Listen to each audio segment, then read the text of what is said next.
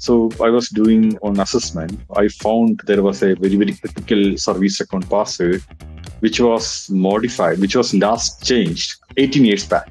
So I used to joke about it, like, this password, this person was waiting for me to complete my school days, complete my graduation, join a security company, work for a long time, then Right. come here to break that password. Absolutely the main way to target end users, because whatever browser which they are using, so we can make them download malicious file. As an attacker, we can upload sensitive files to different SaaS providers. We can deliver malware to end users. See, DEF CON, being the biggest hacker conference in the world, it has space for everyone. You can talk to anyone in DEF CON about anything. They will not try to ignore you. They will guide you. They will wave the path for you.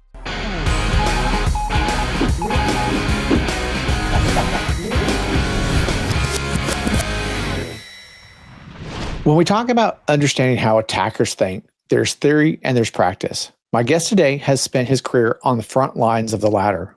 Abhijith, aka ABX, has dedicated over a decade to breaking into systems professionally, finding vulnerabilities in order to secure his clients. Currently, he is building BreachSimRange.io and involved with multiple organizations as a consulting specialist to help them build offensive security operations programs and bridge the gap between business leadership and security professionals. He is the founder of Adversary Village at DEF CON, a community where hackers and security professionals can deep dive into the minds and methods of adversaries. Outside of these, Abhijith also runs the Tactical Adversary Project, a personal initiative to document the craft of offensive security. Abhijith, welcome to the Be Fearless podcast. I've been looking forward to our conversation and finding more about your story. Thank you, John. Thank you for having me here. It's good to meet you as well. Yeah, very nice. Thank you. Let's dive right in. From the perspective of, as the founder of Adversary Village, how have you seen attacker techniques evolve in the past few years? So that is kind of a tricky question, because I have been in the offensive security industry for some time now. So we are seeing a lot of things, starting from very, very simple techniques to very, very advanced set of very sophisticated techniques used by the tactics or adversaries. So being a part of a team, we also will have to adapt such new attack techniques so that we can test it against our clients, maybe enterprises or corporates, right? And understand how well the security products are performing against such techniques. And, as a result, as an end result, we can also implement additional security controls. We can also enhance our security controls, so on and so. So, for example, let's say, I would say initial access. Initial access would be one of the biggest focus area of the attackers, because once you get an access, once you get a foothold into your target's environment, then everything comes later. Like, from there, you can laterally move, you can escalate your privileges, you can try to extricate data. So most of the research is, when we also do perform or do attack simulation or a team engagement, I also focus on coming up with initial access vectors. It could be a phishing email. It could be, fooling the users to download a certain malware from somewhere.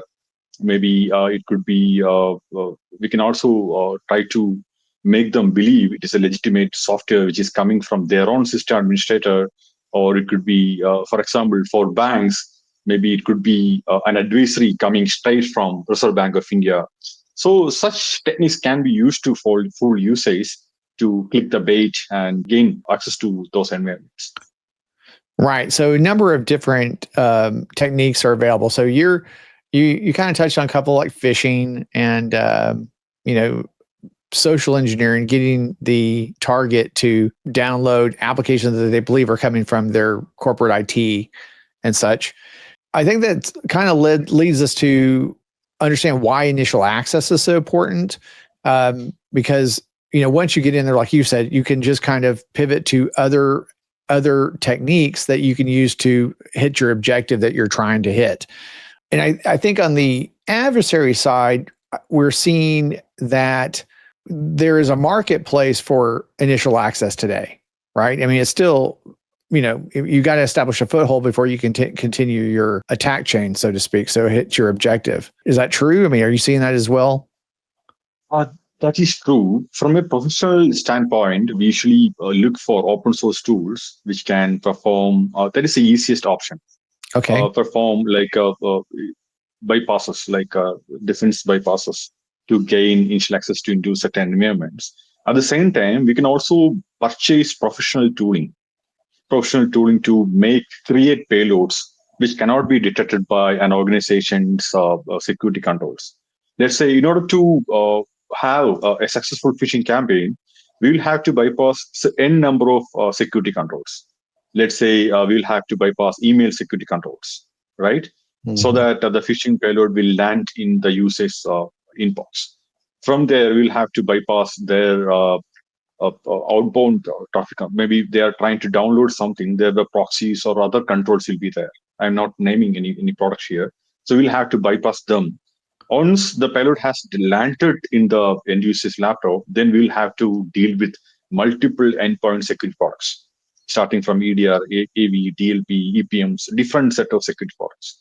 So that is more like kind of an onion now. Like, once we solve an issue, then second thing will come, like multiple layers of security. So that is what happens nowadays.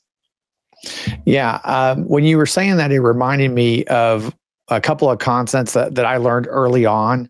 One was attack evolution, right? There's an evolution to the attack as you're kind of moving through initial access or escalation of privileges, et cetera. You evolve your attacks. I guess from an adversary's perspective, they don't know if their attack is successful unless they get some indicator that it's successful. And then, as you were saying, you're kind of stepping through, you kind of go through the front gate, trying to get to the endpoint. You get to the endpoint, you have to bypass security there. And then you have to then bypass security going back out with your exfiltration, right? So there's lots of evolutions as you kind of progress through the attack. Yeah, but also you will be surprised. We always believe that many mature organization, like organization with a certain security, maturity in terms of security, we kind of believe that they are untouchable, right?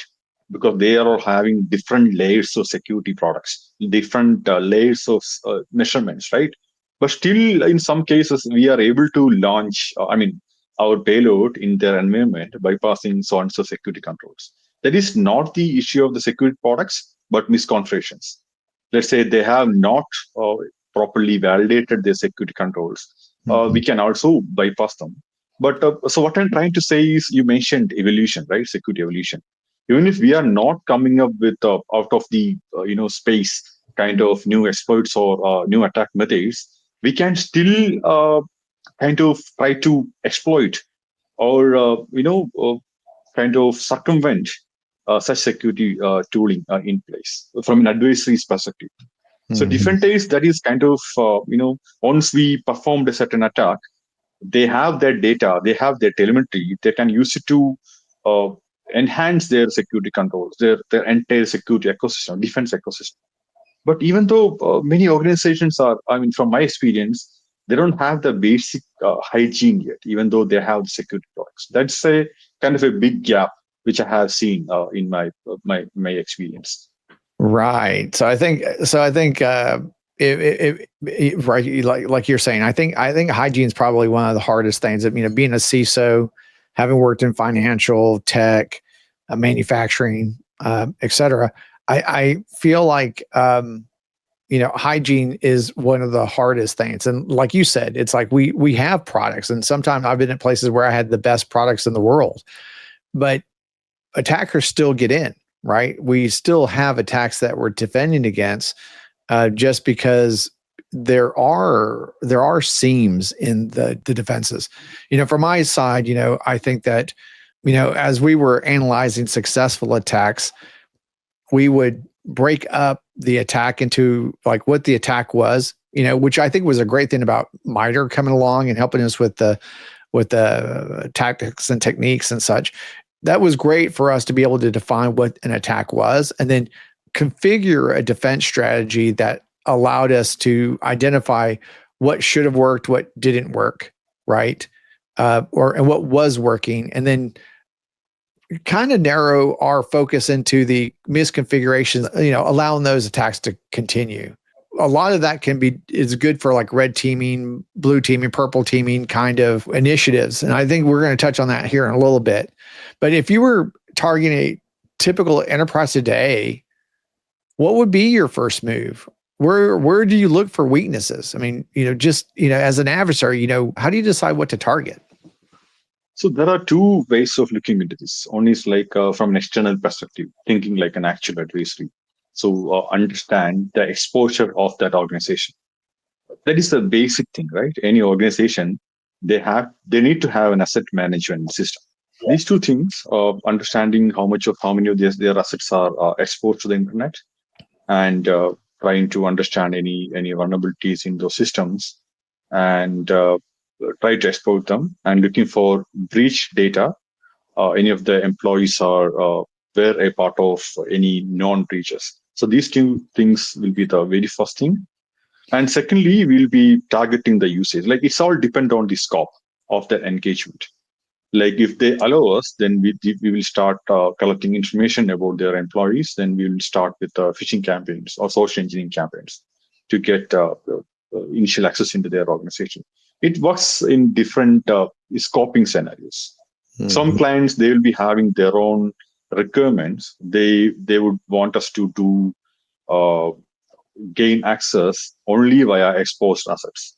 They don't want us to do any kind of full scope engagement or full scope phishing campaigns.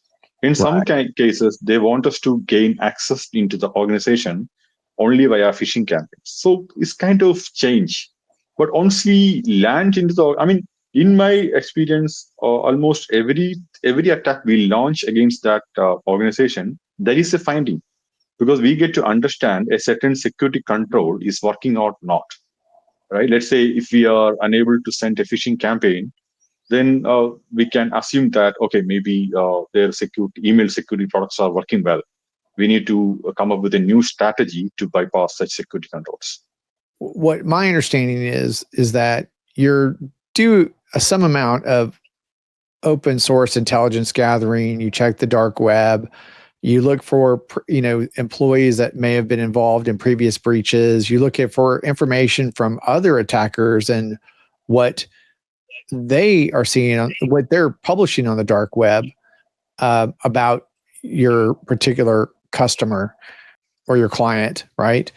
I guess, that's just a matter of understanding their defensive strategy, right? And that's where you start kind of, focusing your attack strategy against what their defense strategy is, and then what could be potential weaknesses in that strategy that they're employing. It's about thinking like an attacker, thinking like an adversary, put ourselves in the shoes of an attacker, like what an adversary would do. Right. Nowadays, the exposure is too much, like the cloud, especially the cloud environment. Yeah. Most of the organization, they'll be having multiple accounts with multiple cloud providers, and in many cases, they don't even know how many of their assets are exposed. So cloud is getting complex day by day. That is a goldmine of security issues. Yeah, so, absolutely. I used to work at a big bank, and in 2014, that we had a marketing website that was for a marathon, and our employees, of course, were going to participate in the marathon, and they had that marketing website was not inside of our data centers or inside of our systems, but folks were signing up to that marathon website using credentials that they use at the office, right? And then that system got breached and people found credentials.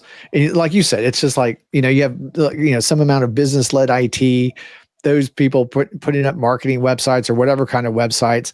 And then next thing you know, you have a treasure trove of information that you can use to, impact the organization itself.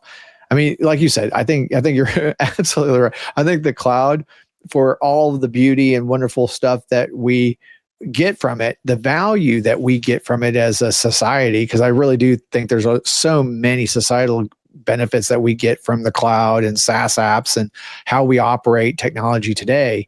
But with that, there are more risks, right? And there are more opportunities for attackers to navigate your defenses and mine for information that they could use, later on, right? So, but given that experience, working with your clients, are there any good war stories you have from any of your engagements? I think this would be. I think there's so many good war stories that you could probably tell us about. That's a very, very tricky question, but most of the stuff we cannot, I don't know, maybe. You can't divulge. Yeah. So two things are there. You mentioned the marketing websites and employees were using their email accounts, right? We don't believe, in what kind of websites the employees are using their corporate email accounts. That's a simple matter of security hygiene. So I have seen people using corporate email accounts even for matrimony websites. That is a very, very funny story, right? So we are looking for a certain breach. We found many credentials related to a matrimonial websites, and I don't know. That's a funny thing. It's a simple matter of security hygiene. So there is another story. I used to joke about it all the time. So I was doing an assessment. Then I found there was a very critical service account password, which was modified, which was last changed back in 18 years. Back 18 years back. So I used to joke about it, like, this password, this person was waiting for me to complete my school days, complete my graduation, join a security company, work for a long time, then come here to break that password. So I think that is, again, the issue of legacy systems. In many cases, even though how big the organization is, how mature their security systems are, in some cases, they will not be able to touch their legacy systems, right? So that would disrupt their flow, right? It was very simple assessment. I was able to compromise everything, restricted data, everything within an hour, because it was so simple that it was waiting there for the last 18 years so that I could come there and break that password. That's a great story too.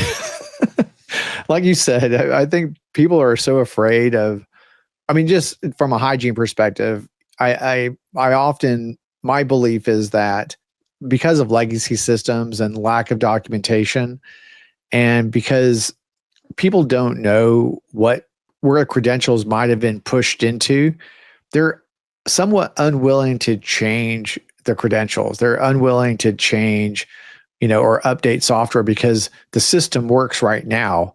But if they make a change, is it going to continue to work? What's the domino effect of me making this change? And I think that's one of those things that make, being a defender hard, especially over time, because we talk about architectures and on the defensive side, where you're going from architecture version 1 to version 2, version 3, and you're trying to move the organization from, up the technology curve, I guess, and get into automation, do all those things that people want to get out of their IT.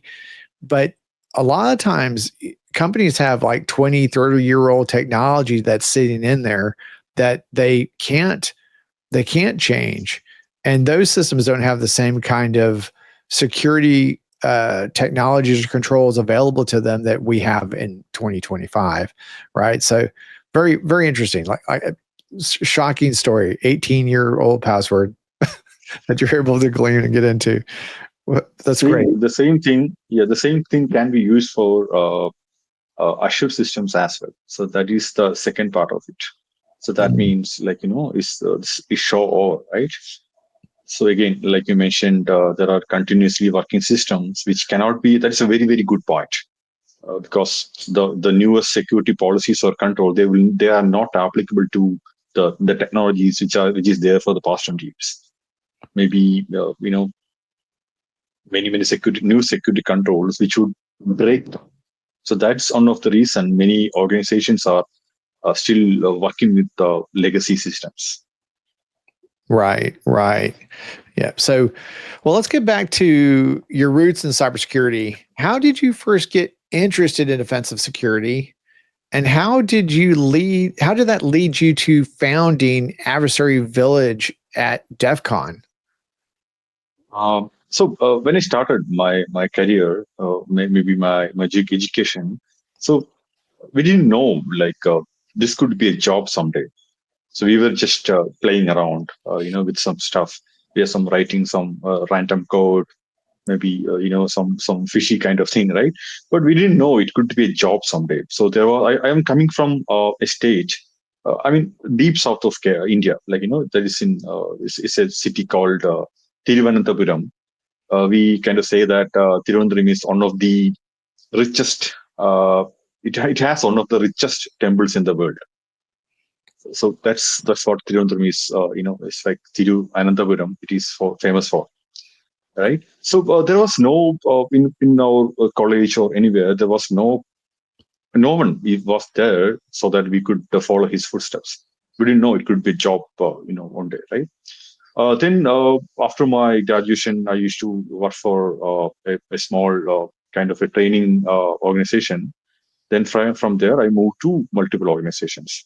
So Vivek Ramachandran, we are all thankful to him because he started this amazing initiative, Pendash Academy, that taught a lot of people in India. I would say all around the world, right? We got to learn a lot of stuff from his amazing videos, right? So that is one thing. Then I moved on to different organizations. One of the big four called EY. I was part of Nissan Motor Corporation. I was part of a US-based fintech. I built the offset team there. Many experiences. Then I kind of moved on to the freelance consulting. So that's where I get to work with a lot of different industries, different clients, kind of broadened my experience. Met a lot of people. Had to deal with a lot of new technologies. That was a hell lot of experience because if you're working for a certain organization, maybe for internal team or clients, there is a small thing is there. Your experience will be limited in that frame. But that is on advantage of being a freelancer. You get to work with all kind of technologies, all kind of organizations, clients, right? Defense projects, or maybe different kind of technologies. So that is one of the beauty of being a freelancer. I would like to roam around. That's a number one thing. I kind of present my research in different security conferences. I like to talk to all these hackers around the world. I would say hacker community is one of the most welcoming community in the world. They are. We used to be like introverts. My friends would not believe. My friends from college, my friends from schools, they would not believe. I used to be a very introvert person, right? They don't believe if I am doing public speaking in a certain conference. So I think that was the effect of hacker communities, hacker conferences which had on me. You talked about Adversary Village, right? So my experience in offensive security, it led to the creation of Adversary Village, because let's say rather than doing a full-fledged red team exercise, many organizations they kind of move to performing adversary emulation. That is more like collecting threat intel about a certain threat actor, which is targeting our industry, kind of emulate all those activities in our environment without breaking anything, and assess how many of our security products detected them, how many of these controls were able to defend them, what is our exact gap in our systems, how can we fortify our systems. So many organizations are coming with plan to perform such emulations.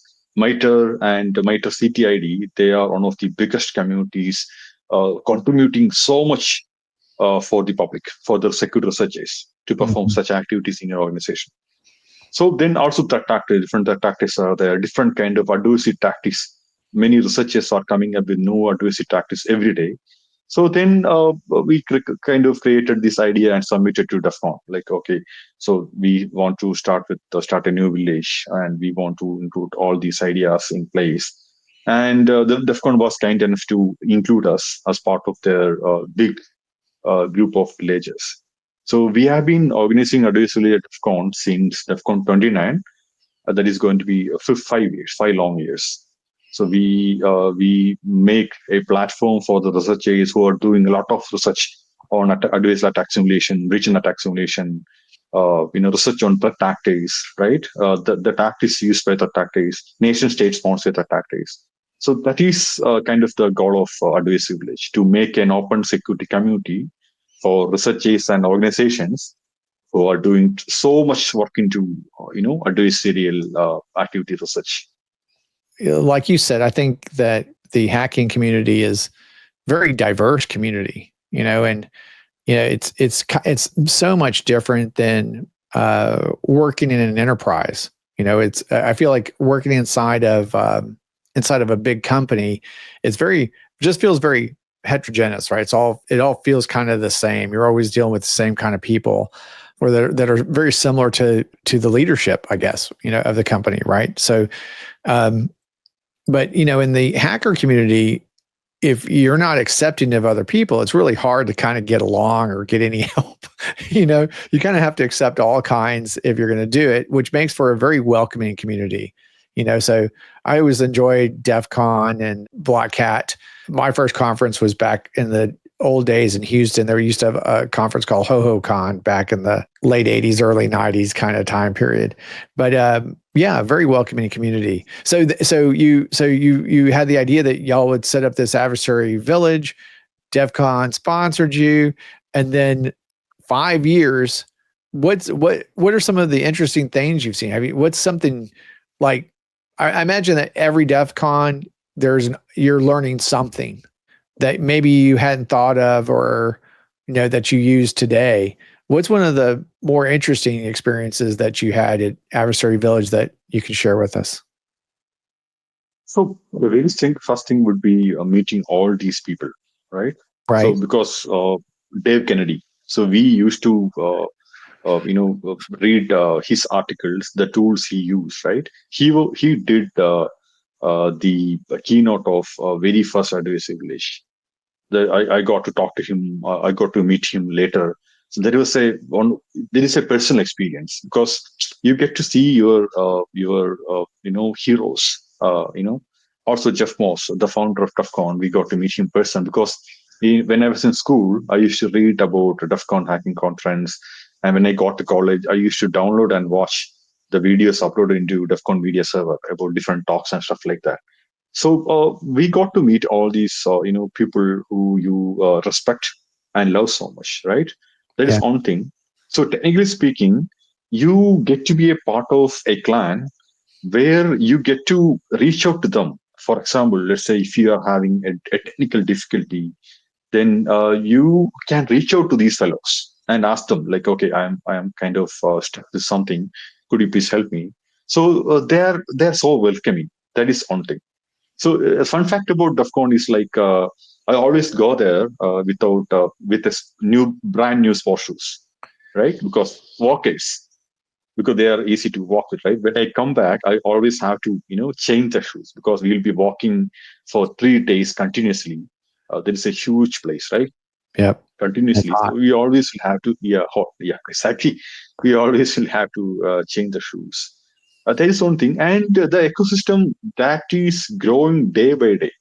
So like you mentioned, that enterprise conferences, we have a job that all these fellows, okay, they will be visiting Black Hat in their blazers, and they will be coming to DEF CON in shorts and t-shirts, right? That's right. It's kind of, because the hacker, I mean, all the senior fellows in the enterprises today, they were a hacker, right? In the beginning, right?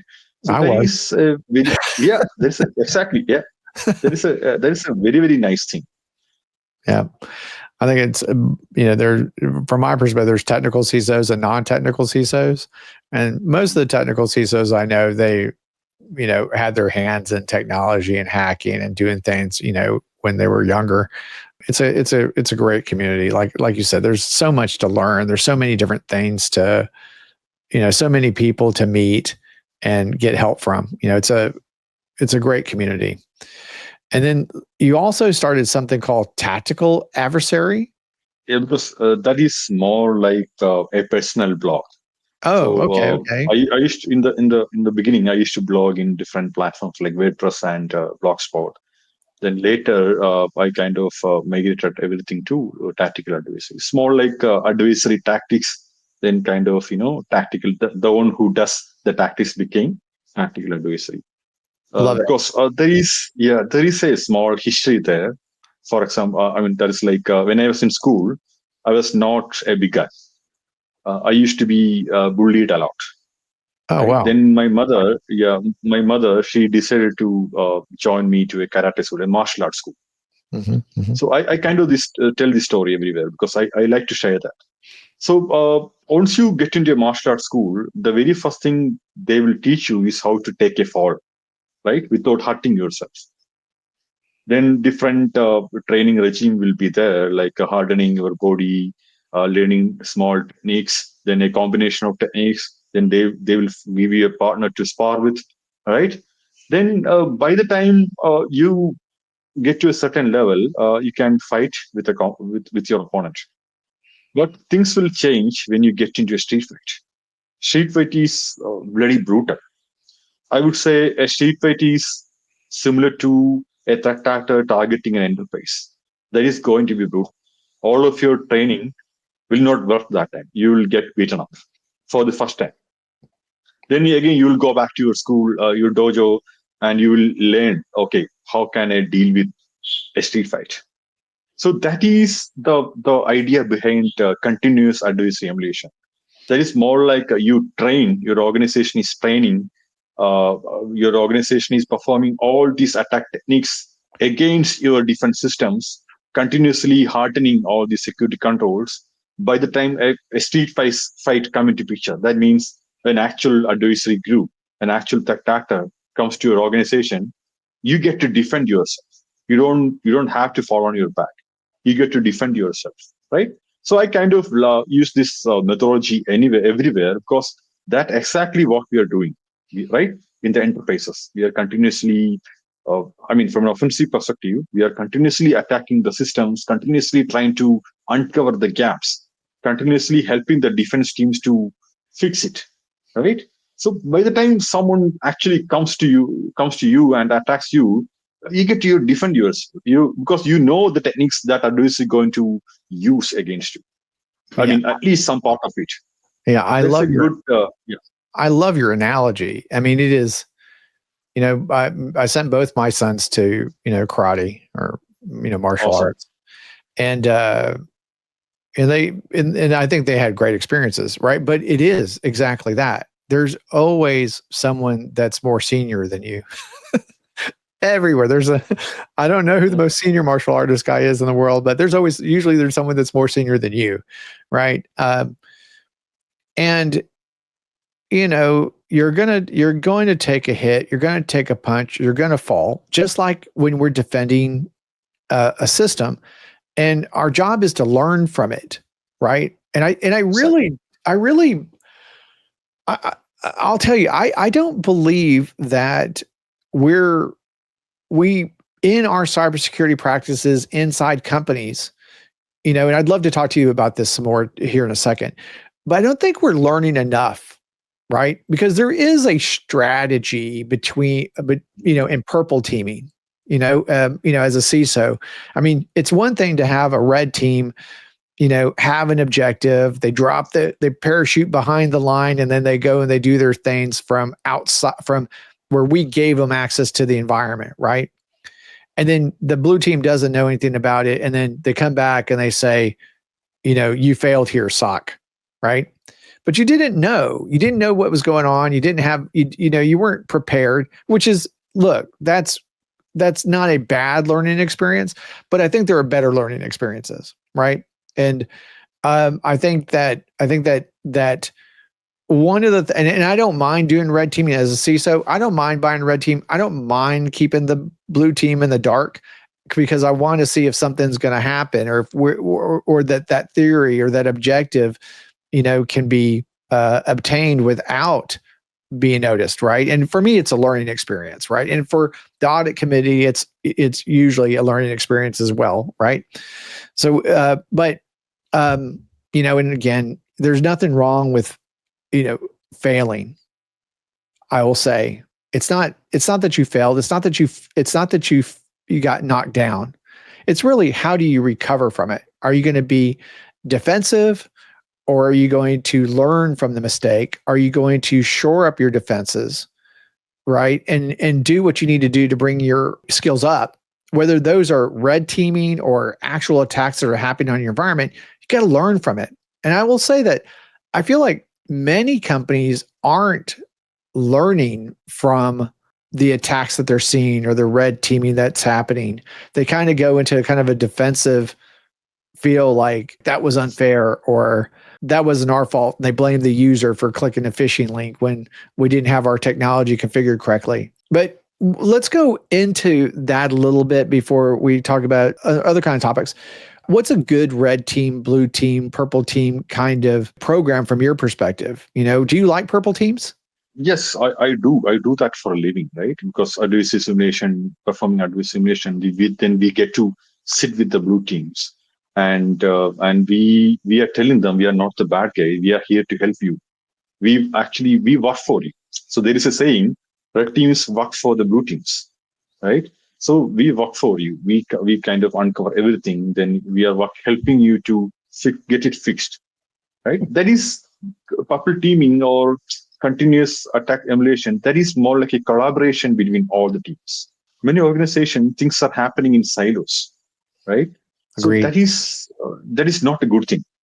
Collaboration will help you to gain more results in terms of your maturity. Let's say red teams. I always kind of say this everywhere. We can perform attack emulation at least 2 times a month. A dynamic adversary simulation maybe twice a year, and perform a full scope red team at least once a year. That is for a certain level of companies which have a certain level of maturity. If you don't have a certain level of maturity, then you don't have to go for a red team directly. You can, gather your internal team. You can inform them. You can ask them, okay, what are the different tactics or adversary groups targeting our organization? Can we collect their TTPs? Can we test it against our existing defenses? So it will help us to understand the gaps.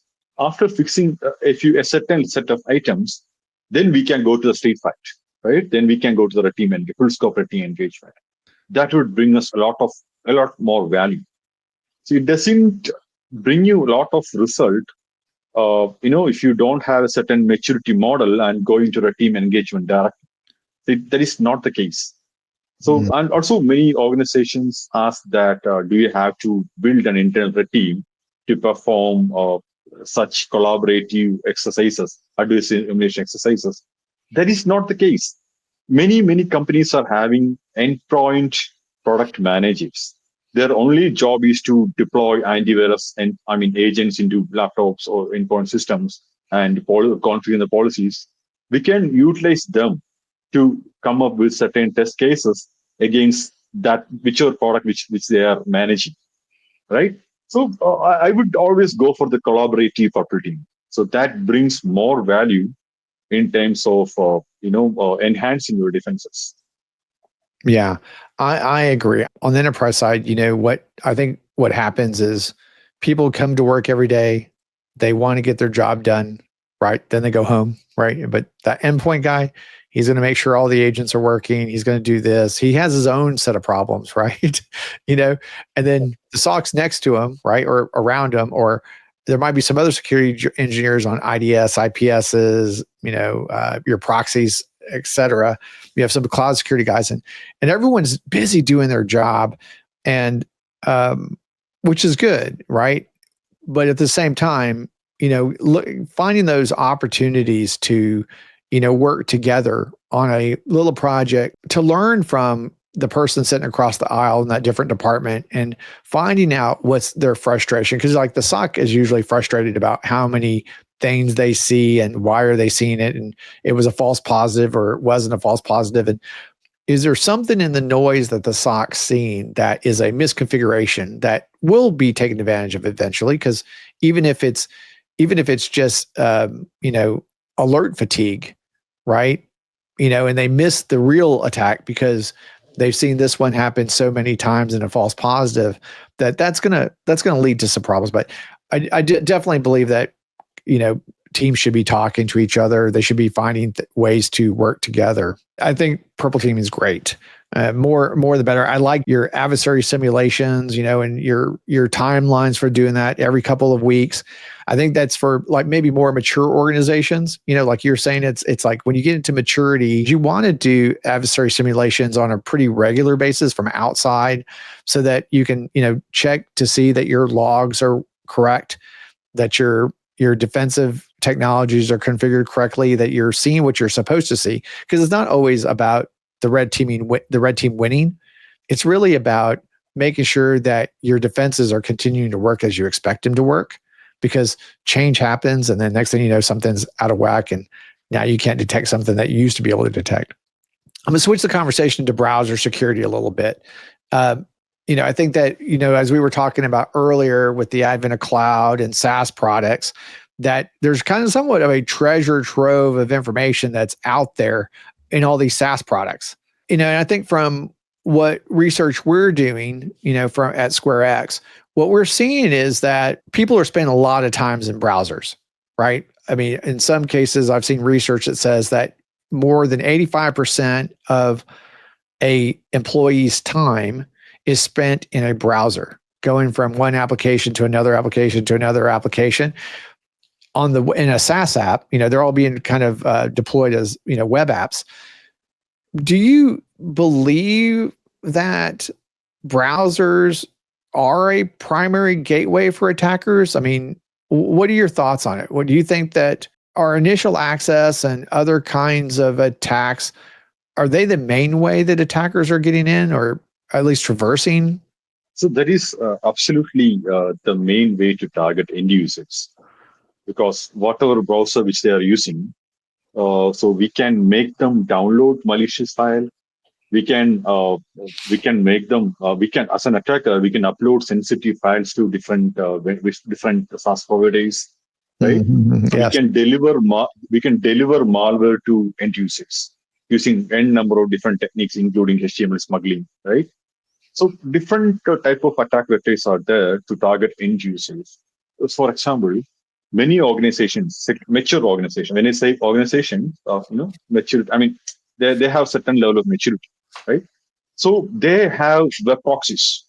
N number of security products are there to limit the URLs of web applications accessed by each employee, each user, right? Let's say if there is a new URL, even if there is HTTPS is there, SSL is there, the user will not be able to access it, right? So that is where we need to think outside the box and come up with different ways to bypass that security. Mm-hmm. For example, they are inspecting all the URLs which you are visiting using your browser. Let's say we delivered malware using the default URLs provided by Azure and AWS. So a kind of Azure provide you, give you, if you spin up an instance there, they will kind of assign a URL there, right? Yeah. So if your organization is heavily using Azure, then chances are very high that your organization will be whitelisting the URLs assigned by Azure. The same goes for AWS as well. I mean, 90% of the organizations are hosting their stuff in the cloud. They have AWS subscriptions. So we can also use a default URL provided by AWS to host a malicious website, a malware delivery system, HTML smuggling system, or maybe a phishing campaign, right? Even if you have a web application, web proxy to filter out your web traffic, we can bypass it in simple kind of things. So that is one thing. So other thing would be exploitation of data. So even if you have different security controls in place for your browser, we can still upload sensitive data. Let's say unknown protocols. Let's say maybe we can, we have observed this in some cases. If you are hosting a website with SSL in a very, very different dynamic port, many products are not detecting it. Right. So, the same goes for downloading malware as. So we can host malware by the help of a CDN and make a legitimate looking website and use that URL to deliver malware to a certain user, it works in many cases, even if they have the proxies in place, right? And Yeah. another thing would be uploading or downloading encrypted data using web-based tunnels. So that Yep. is still a long-lasting technique used by attackers. The same, creating tunnels. Yeah, absolutely. I think that that all of those techniques, right? I mean, and I think we're kind of pointing into some of the gaps in like just using proxies or what do we call them, SWGs today, and SASE kind of tools, because they're fundamentally steering traffic. There used to be the concept, I think, 10 years ago when we all had our own data centers and we had VPNs and we had office workplaces that we worked in. It was easy to create a VPN and firewall setup so that things stayed inside your corporate infrastructure or outside. But now with the advent of, like Google App Engine, those Azure apps, AWS apps that just kind of give you an URL that you can spin up. Now all of a sudden you don't know, is this a good App Engine website or a bad App Engine website? Is this one of mine or not? And a lot of that has to do with, we used to be able to inspect the traffic that was going across our network as well. We used to put certificates in the firewall and the IPSs and be able to detect traffic. Now everything's using Diffie-Hellman and encrypted tunnels, point-to-point encryption, where all that becomes difficult. So if you're just steering and you're looking for, and you can't inspect the traffic, it becomes super difficult to understand whether you're in a legitimate app or not, or if you're inside your enterprise boundaries or outside your enterprise boundaries. I mean, even like, Google Drive, am I on my personal Google Drive or am I on the corporate Google Drive for my company? It's like those kind of differentiations are hard to see when you're just steering traffic left or right, to this is a bad site, this is a good site. And like you said, people are now hosting malware on legitimate sites, like delivering it through DocuSign PDFs that they expect. Yeah. It's amazing how we as users have to trust the SaaS apps, right? And then the last bastion of hope is that the user is going to be able to detect that site that's being impersonated, and they're going to make a good decision when all they have is a URL and they have something that looks legitimate that they've used many times before, like SharePoint links. We can host malware on SharePoint links. That's not a problem, but I think that lack of visibility in what's happening is a great vector for attackers to use.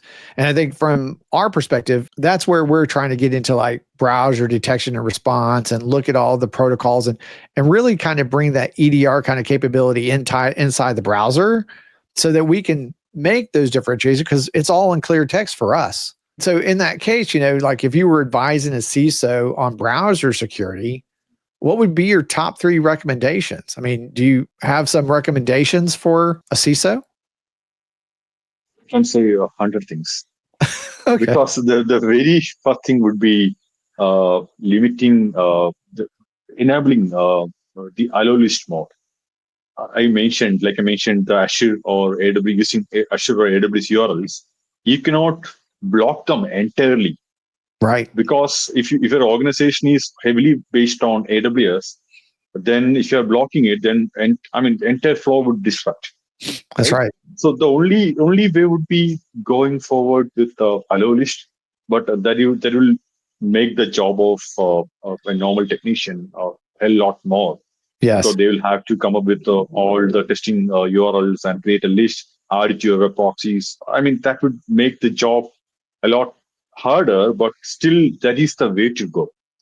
And secondly, many organizations are still allowing the users to sync the browsers with their personal accounts. Yes. That is not the install your own extensions. They allow people to just install their own extensions. There is another thing, because they could read everything which you are doing with the browser. They could intercept the stuff, the data you're typing into the browsers. That is one thing. And syncing is a totally different thing. Let's say if you're syncing with your personal account in your enterprise laptop, chances are very high that you will sync the enterprise credentials in your personal account, and Yes. maybe someday an info stealer, dumps all of your passwords, then that is going to be a whole different story altogether, Right. right? Yeah. I just did a webinar a few weeks ago on browser sync jacking. And then last week I did a webinar on the polymorphic extensions, right? Where, you have an extension that impersonates another, in this case, a password manager, and it pops up little screens just like, 1Password would do. And again, it looks exactly the same. You'd have to be so sharp to see the change happen. And again, it looks just like it. You put your information, and then the impact is crazy. Imagine if that was one thing if it's your personal password manager, but what if it's your enterprise vault and you're an administrator? The impact of you having your password manager taken over for your enterprise vault or your enterprise secrets, that would be a terrible, terrible situation for a company. What if you have malicious extension in your browser and you're also using an extension for your OTP? Many Yes. browser-based OTP extensions are there. Yes, absolutely. I mean, I think that one of the neatest features. So I'm kind of a new user to 1Password. I've been using another password manager, RoboForm, for it seems like since 2007. I mean, forever. But one of the neat features that they have now is that you can put your OTP inside the browser, so it generates it. But just like you said, as soon as that gets taken over, now everyone has your OTPs as well. I also use a YubiKey, but use a YubiKey. Take it offline. But we want functionality. Again, as users and as companies, we want functionality in the browsers. But what we did in enterprise space when we started having so many applications to install, I think that's one of the reasons SaaS apps have really picked up, is because you don't have to install anything. As an IT administrator running IT ops, I don't have to install anything. You have a browser. And then if you need to access monday.com or a spreadsheets.com or whatever, you just go over to it and you can I didn't have to install anything on your laptop. But back in the old days, when we had a bunch of apps that we had to deliver to people's systems, we had all sorts of processes to make sure that this was a safe app and this was not a safe app, right? And a lot of companies still do that today, which means that your IT costs are going up.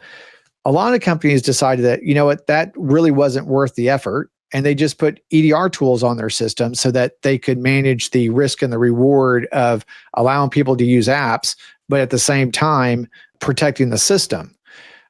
And I think that was a really good strategy. But now, since everything's in the browser, running in WASM assemblies that are running on my local system, we got to move that kind of mindset to the browser as well, because it's just another platform that's running on our systems today. Made it easy for IT to work, but I think it is increasing the risk inside companies. Are you seeing any kind of new emerging techniques that most security tools aren't detecting yet? We're talking about browser security, so I think that there's some emerging techniques there. You called out a really good one there. Just sniff for OTPs as well in your extension. I think that's a good one. Are there other good techniques that you're seeing being bypassed? We talked about most of the stuff which we are usually awesome. For example, using SVGs or HTML smuggling kind of thing, encrypted channels and using unmounted channels. That sort of many attack vectors are there. But again, it's very simple. Just think about it. Even though we have such measures in place, still a sophisticated phishing would work. Sophisticated phishing URL would work. Because of researcher organization, browser companies, security products, all these people are continuously looking for phishing URLs, right? If somebody is spinning up a new phishing URL, somehow these companies will be take hold of that and get it blocked. But I do this continuously, right? Still, we are able to launch a successful phishing campaign against our clients, our targets, Yeah. right? So that is one of the simplest attacks ever. Only the delivery mechanisms have changed. The attack logic remains the same. Only the delivery part has been changed. It could be a malicious process extension. It could be a very legitimate URL hosted by a certain SaaS provider, right? Yeah. It could Yeah. be, loading a different browser tab within a browser tab, right? Browser in Mhm. browser. So those kind of new attacks are coming into town. But the logic, the main basic thing remains the same, but all these new tactics, that's where we need to concentrate on. So we'll be amazed, even the basic techniques still works against many organizations. Then think about the sophisticated versions. So even, I mean, they are still vulnerable for the basics on. Then the one you mentioned, sync attack, browser, sync attack, right? So Yeah. we are worrying about new attacks where we are still vulnerable to the older ones, 10-year older ones. So that is where we should be concentrating on patching or fixing on attack at a time, right? So Yeah. that would even that would bring us a lot more result. Yeah, you get the consistency of your controls up, right? Exactly. Increase Yeah. the hygiene, do the basics well. The basics are so boring, though. No one likes to do boring patching and stuff like that, So, and it is the thing that's going to one maintain the resilience of your environment, right? Now, I did definitely believe as a CISO that there's a lot of availability risk. If you just looked at it from the outside, you see, servers that go out of end of life, the operating system goes end of life, then the database that you're using goes end of life, and then the application goes end of life because it's dependent on the database. And all of these little forces are causing us to make our environments more complicated. As we were talking earlier, we're going from architecture to architecture to architecture, but a lot of that is, vendor driven Yeah. than it is like business driven. The business is reacting to it. And I think that's another reason why SaaS apps are so popular today, is just because now we don't have to worry about maintaining all the configuration controls and all the dependencies between all of our apps in our own data centers, which again makes the growth of SaaS and the growth of cloud to continue. I mean, I think it's just a ever increasing complexity, but at the same time we need to make sure that we're able to maintain the hygiene of our cloud security postures and the hygiene of our defensive techniques and controls, and we need to test it. We need to make sure that we understand, are we in a gap? Is there a gap? Did the attacker techniques morph? Did they evolve? Did they do what they need to do? And again, I think a lot of that goes into, how do you test your defenses? How do you make sure that the configurations are correct, that the visibility that you expect to see is there, that you're able to prevent attacks that are at certain maturity levels? We're not going to be able to solve 0 days, probably. Those are just going to continue to happen. But fortunately, those aren't being burned on most companies. They're being burned at different places. Kind of going into that, what is it that organizations are struggling with your red team findings, and turn it into meaningful defensive improvements? What purple team approaches have you seen work most effectively? How is it that you can get it? What works the best as you're kind of moving up that maturity line? So we are talking about that hygiene and newest attack techniques. So recently we have observed that the Blackbuster ransomware gang, the payload which they have created using JS, that is still undetectable. So that is a very, very old technique.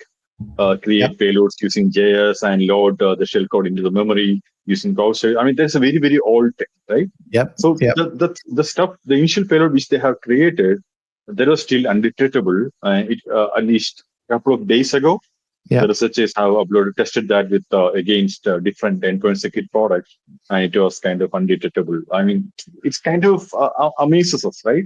Very, very simple technique, but it was able to bypass certain security controls. Coming back to your original question about the purple team part. So again, the origin answer, collaboration, right?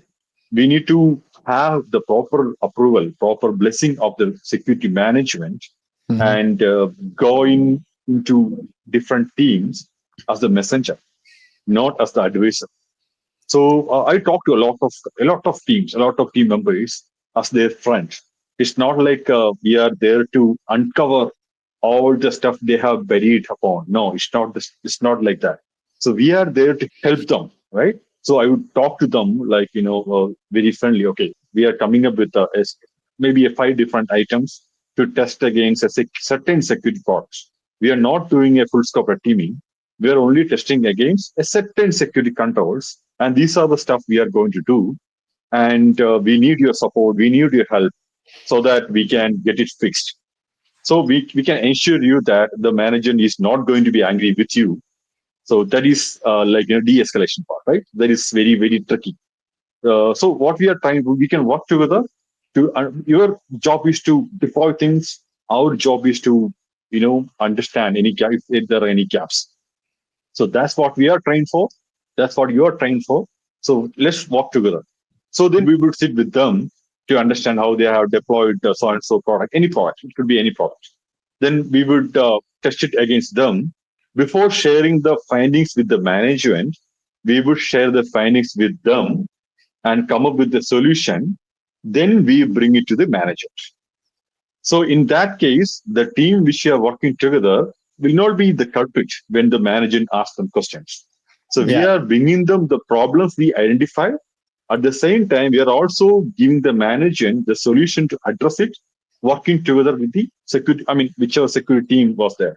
So that is the best approach which is working, because in this case, we are the front of, even though we are the adversary, we are, we get to be friends with every team, right? Otherwise, there is going to be friction. We kind of blindly go into we testing maybe a the proxy security product, and we come up with 10 different findings, or go to the manager straight and sharing our findings. Then the manager, the leadership, whoever it is, VP, whoever it is, are calling maybe the enterprise's IT operations or endpoint security manager to the call and roast them in the call in front of everyone. Yeah. That is not going to work well. That is a wrong approach. Right. From my experience. So I think what you're telling me is that bringing that kind of hacker community mindset of collaboration and working together, bring that to the purple team engagement. We're all on the same team. Let's work together. Make sure that they understand the findings. Make sure that they, almost prep them a little bit for the management talk. Because because you got to prep them, because the thing is that there's going to be gaps. And I think that I have had adversary simulation done for several of the companies that I've worked for, and I agree with that approach, right? I mean, it all comes down to how is it that you work together. I mean, that team, the blue team, has to be receptive too, right? They got to understand that it's not about them failing, right? It's often not the SOC that's failing. It's the consistency or quality of the IT ops of rolling out things and maintaining order that tends to lead to gaps in visibility and those things that impact the SOC and then eventually impact the organization. But they often feel like they're the ones that are being called out, right? So you want to make sure that they, or the security engineers that you're working with, that they're going to be called out for something that may not be inside their wheelhouse to fix, but make sure that they have the organization, the answers or the right talking points of what resources they need and those kinds of things, so that when they go talk to management and they can have a constructive conversation with management at the same time that the findings are being read out, right? This mode of engagement only works for internal adversary emulation or public teaming engagements. When it's come to a team engagement, again, we need to think about that street fight. So that is going to be brutal, because we are posing as an external adversary, external attackers, and trying to brute force into that organization. So at that time, we'll not be friendly, but when we present the findings, we'll be friendly. So that is the difference. I see. So at that time, we are not simulating the adversary, we are being the adversary. There is going to be a brutal street fight. They need to engage in the street fight to defend us. But in the end, again, it is also coming back to collaboration. So that is the key difference between how we present these times in adversary emulation, proper teaming, and a full scope red teaming. Very good. Very good. Let me ask you some closing questions as we kind of continue. What advice would you give to a new or aspiring security professional if they were stepping into DEF CON today? And I'm kind of asking this. My son's going to go to DEF CON for the first time this summer. You know, he's a security professional. He's aspiring security professional as well. What kind of advice should I tell him about stepping into DEF CON today? See, DEF CON, being the one of the biggest hacker conference in the world, it has space for everyone, even with the person with 30 years of experience or maybe a student. So, because let's talk about the villages. DEF CON has maybe 30 to 40 different villages. Each village is concentrating on different topics. Let's say if it is for a beginner, I would say the very first thing they would have to check out is the lockpicking village. So that's where you get to learn the very basics of security, maybe a hands-on approach, how to deal with the logs, and a very, very simple thing which we are seeing in our day-to-day life. So we get to have the understanding of how these locking systems are working and how to play with it, that sort of stuff. Even students or even the DEF CON kids, the young people are loving it. Maybe if you're a far too advanced person into aerospace and that kind of thing, I would suggest Aerospace Village is there. You can learn about how the airline systems are working, how the satellites are working. So it's like zero experience to 30 years of experience. You have different set of categories placed in DEF CON. They have like pool parties. If you are a party person, you have the most sophisticated tech talks in the DEF CON main track. If you're a too hackerish kind of guy, right? So DEF CON has everything within security or within hacking. So that is the beauty of DEF CON. And they are so welcoming. You can talk to anyone in DEF CON about anything. They will not try to ignore you. They will guide you. They will wave the path for you. So that is the other good thing with DEF CON. So one more thing I would say is you will get perception after your first DEF CON. Let's say you just want to get into security, but you don't know which path you should be choosing. Should I go to the offensive path? Should I go to the defensive path? Should I go to the hardware kind of thing, right? But once you visit DEF CON, you get to see all these kind of different areas in a single place for, let's say, 3 days.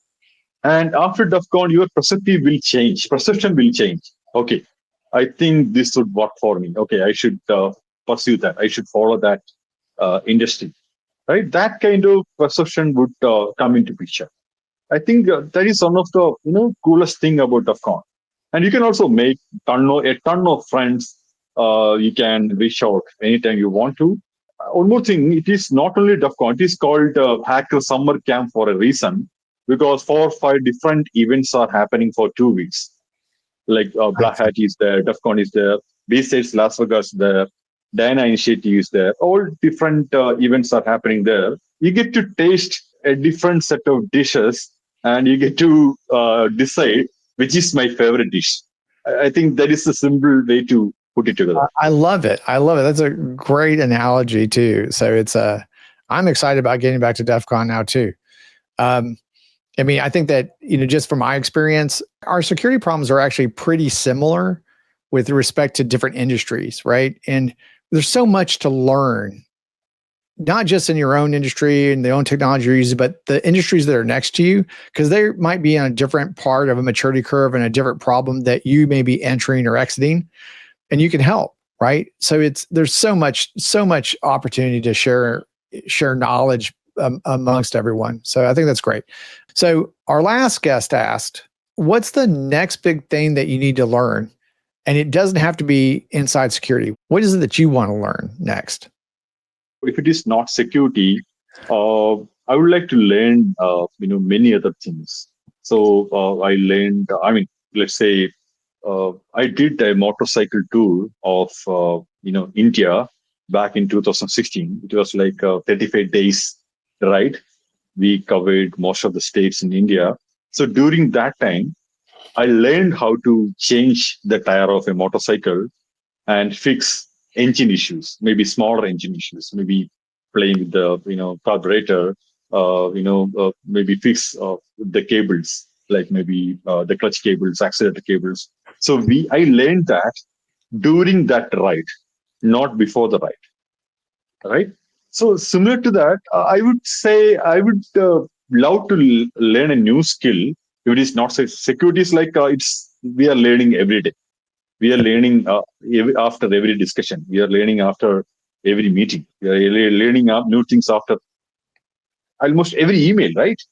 But if it is not security, I would love to learn maybe a different skill, personal skydiving, without the help of someone, because it is scary for me. I am afraid of heights. That's the one thing I would, if there is an opportunity, I would try to, overcome that fear and learn how to skydive.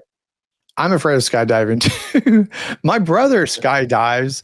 I have no idea, why he decided to do that. Have you done it before? Have you done No, it? I'm afraid of heights. I'm afraid Yeah. of heights. So So, that's the reason I want to do it. yeah. Now, I mean, I'm not afraid of heights, but but I think that's great. I think it's great. I'm trying to. I want to learn how to fly a plane. I don't know if I want to jump out of it. Right. So, Awesome. but and so last time I was in India, I was looking at the Royal Enfield, motorcycles. Oh, nice. I think they're super nice little motorcycles. So anyways, but I thought I wanted to do the little tour too. Amazing that you did that. And you, yeah, I guess you didn't know how to fix your motorcycle when you started, but I mean, eventually you're going to have a problem. So yeah, it was like nearly 10 years ago. Yeah. yeah. So yeah, you got home obviously. So you learned enough to make it back. Well, anyways, what question would you like our next guest to answer? So there was, I don't remember the name of the series. So when I was in college, there was a series. I don't remember the name. So the theme of that series, it was there is no electricity, there is no internet, right? What would you do? For example, let's say, and I mean, we have many hackers in DEFCON, survival experts. They create cyber decks, right? Cyber decks with all the data and music, movies inside, which is self-sustaining with solar power. And even if there is no power or internet, maybe they could read stuff, they could watch movie, they could listen to music for at least for maybe 7 days. It's not like a long time thing, maybe a couple of days, right? So many people they like the idea of cyber.